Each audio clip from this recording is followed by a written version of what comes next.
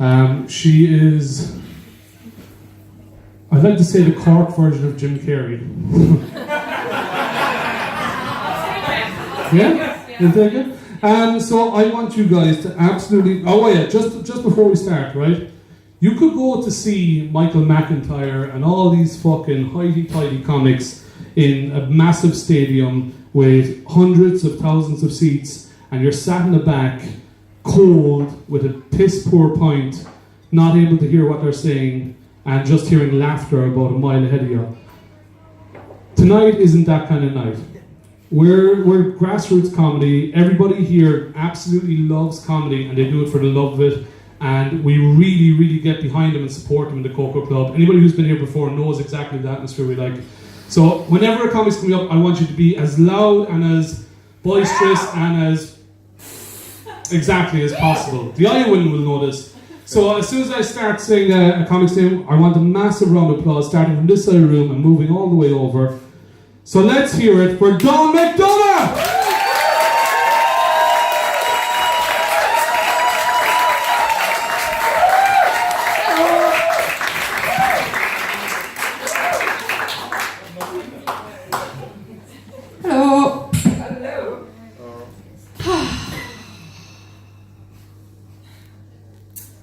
So I'm going to start off with a poem, and it's basically, I don't know, have you guys ever tried a social media diet? It's this cool new thing.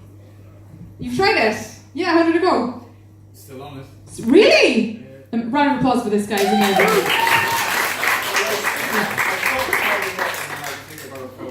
Oh, okay, you don't need to, yeah, I have a limited time here. Calm down, dude. Calm down. You can do a set after. Speak to Tony. So yeah, for those of you who don't know what a social media diet is, it's basically deactivating your Facebook, your Twitter, your Instagram, and just like fucking your smartphone out the window and going fuck you, and just like you don't need it or anything. You just stay away from it. Because I read an article, right, and the article said that social media is as addictive as drugs. That's fucking drugs, man. Fucking Facebook. So I started thinking, shit, it's really bad, I must give this a try.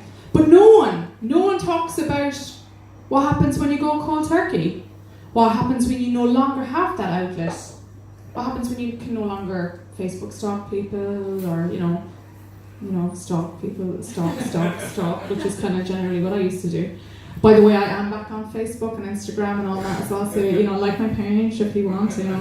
I do go on these social media diets every few weeks because obviously I'm mentally unstable and I shouldn't really be near the internet at all. But yeah, here is my poem. I'm so proud of myself, right, because I used to read this poem from a page, but in the last 2 weeks, I learned the shit off. I fucking know it! So I hope I know it for you tonight now. So here it is. Being Off Social Media by Dawn McDonough. That's me. Being off social media is kind of really great. It cuts out all the bullshit from all the people you hate. I do miss online stalking, but I really have to say, stalking people outside their homes is easier than they say. My social media diet is something that requires another more exciting hobby to pursue. And it might be terribly illegal that I'm in your tree acting like Schmulgal, but unfortunately I have nothing better to do. I'm watching your reaction to my fantastic dancing in the garden of your lovely 3-bed home. I don't know why you're so angry. I worked real hard at this comedy and I even gave your doggy a bone. Wait, that's not a metaphor. I'm not that kind of whore. I am as delightful as I seem. I just wanted to see what you were doing while your kettle was brewing and what you were going to have for your tea. Alas, it's time I go now. I have 5 other houses on this block, so no need to call the cops on me again. At least they find me funny and have nicknamed me Creepy Bunny. Finally, I've been accepted as a friend. So now I'm dressed as a bunny. When they come for me, they'll find it extra funny and the joke won't be lost in them, you see. I do take my comedy for real, especially down the station giving them spiels about your ego inflation from having a stalker like me. While your head is in your phone, you may think you are alone, but I'm outside your home, standing there, watching. I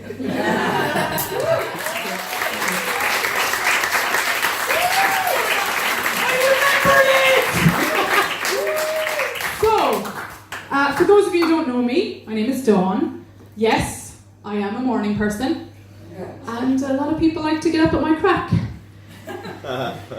You did that to my ass there for some reason, sorry. So yeah, while we're on the subject of my crack, I have 2 kids. And you know what, I was very surprised, because nothing really changes when you have kids, no. Except your vagina, that's pretty much destroyed. Oh yeah, it gets worse. Really. Oh yeah? I do, yeah. Oh yeah, you want to answer that? Yeah, go for it, that's fine.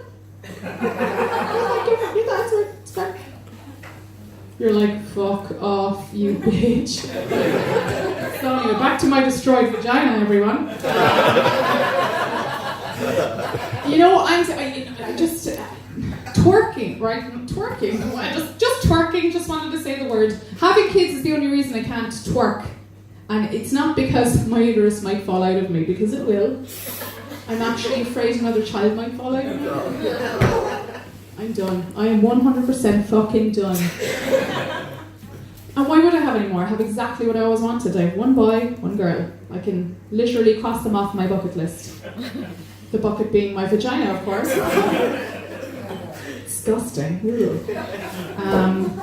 So does anyone here know what a comedian hand job is? It's how I get my gigs. No, it's not.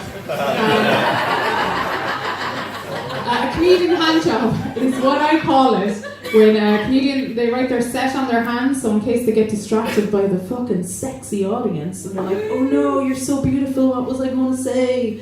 And they're like, oh shit, I wish I wrote my set on my hand. They can just have a quick look at their hand, boom, back in the room. Unfortunately for me, I have the worst memory ever, and will look at my hand every 10 seconds. And that can get kind of annoying and a little bit unprofessional. So I've come up with this lovely creative way of doing it. Every time I need to look, every time I get distracted by you sexy bitches, I'm going to do this.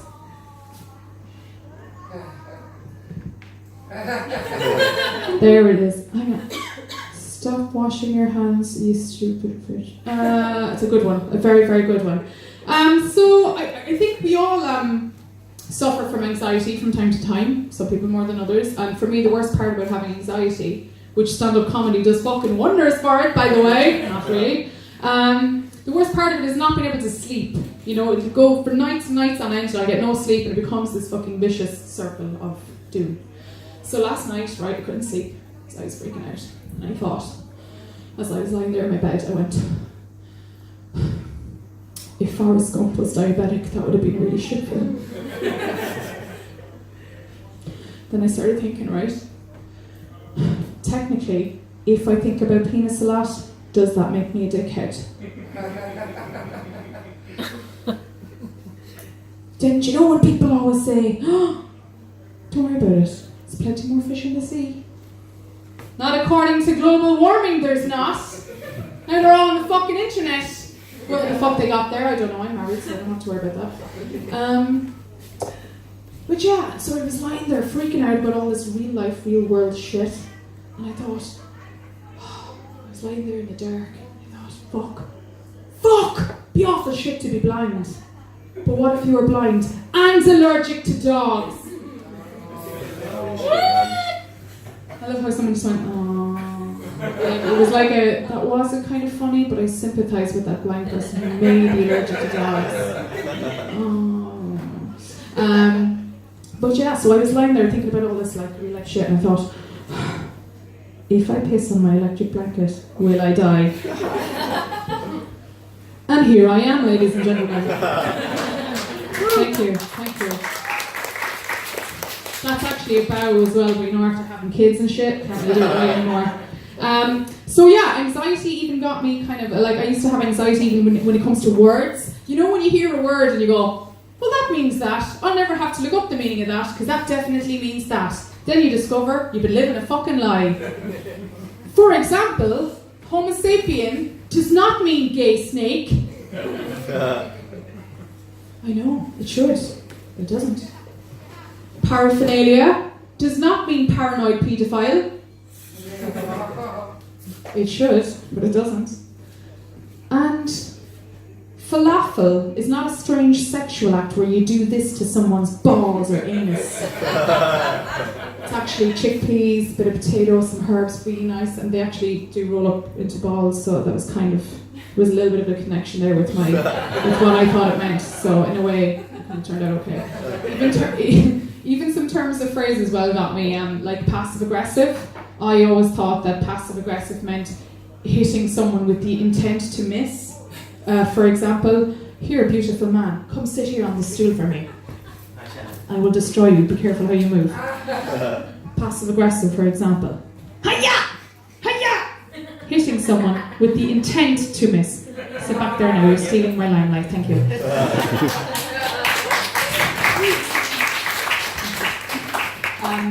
I also thought that bipolar was another way of saying cold hands, warm heart.